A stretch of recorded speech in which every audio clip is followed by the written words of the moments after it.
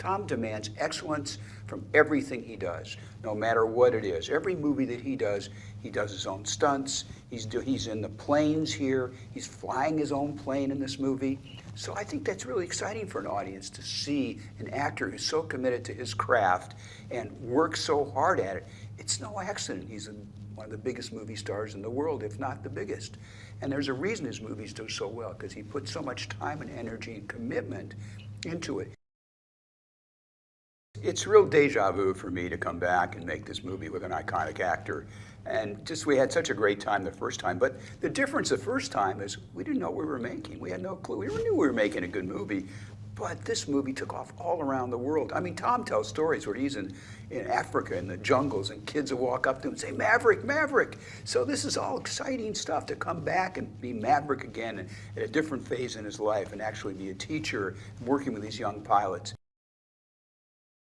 It's a character piece, it really is. It talks about what individual in the military who's an aviator has to deal with in his life, the toll it takes on him, the kind of excellence they have to deal with the physical, the mental strains, and everything else that a pilot goes through. You have to really take your hat off to these young men and women who actually climb in these planes and protect our country. What's so exciting about it, we have their best pilots working with us. We have the real Top Gun pilots. They've all been in combat. They're just fantastic individuals, and you have no idea what you go through before a flight. They have 3-hour briefings before a flight where Tom actually is coordinating and choreographing all the flights. So he's working with their aviators, and they're designing what they're going to do. So Tom's right in the middle of this and doing everything just like an aviator would do it.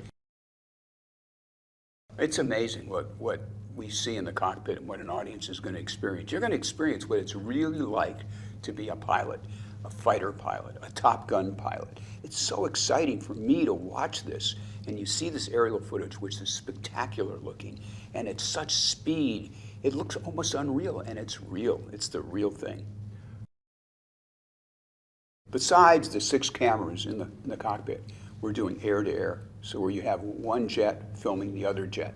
Then we have ground-to-air, so we have cameras on the ground filming these jets that are coming terribly close to them on the ground. And it's how close, even in the air, how our camera ship gets close to these monstrous planes that are flying, at 600, 700 miles an hour. So I think that's pretty exciting. First of all, this is a movie that involves aviation, obviously. But aviation film like this has never been done, and chances are will never be done again. That's how accurate everything is that we do in the air, on the ground, about these pilots, about their lives.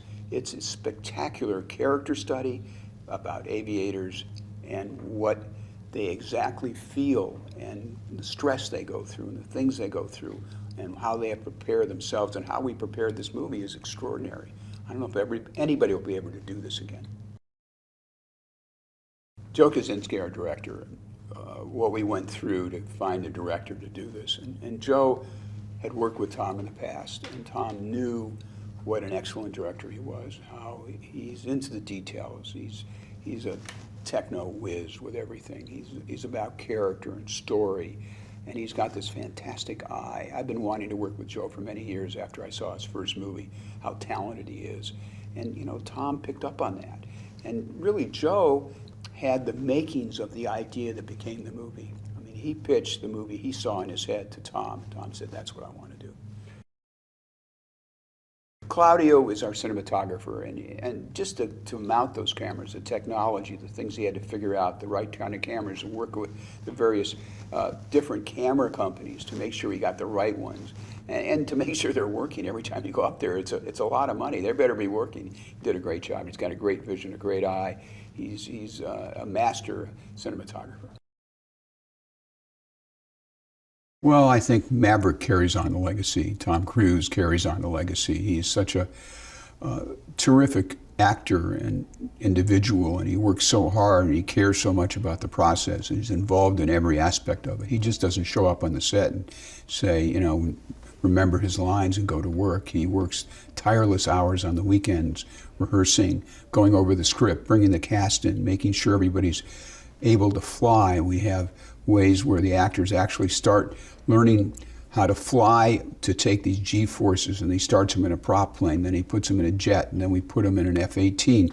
So by the time they have the F-18, their body's getting used to handling these G-forces, which these pilots take years to do. Everybody has to go through a training for ejection, so it's quite a process to be an actor in this movie. Tom's an aviator. He's an excellent aviator, and he loves flying, absolutely loves it. He has his own plane, and he just, anytime he has free time, he's up in the air somewhere. So his love of flying will certainly come through in Top Gun, and it's certainly embraced by all the actors because that's what he talks about when he's around them. The story worked so well the first time you fell in love with Maverick. You became part of what his life was like and how he went through his life. You became Maverick yourself as you were watching the movie. So anytime he got in jeopardy, you felt the angst and the pain that the character was playing and feeling. So I think that we're trying to establish the same kind of things with Tom again. But he's such a good actor that he conveys it in every movie that he makes. So I think it'll be pretty easy for an audience to follow his emotional journey on this movie.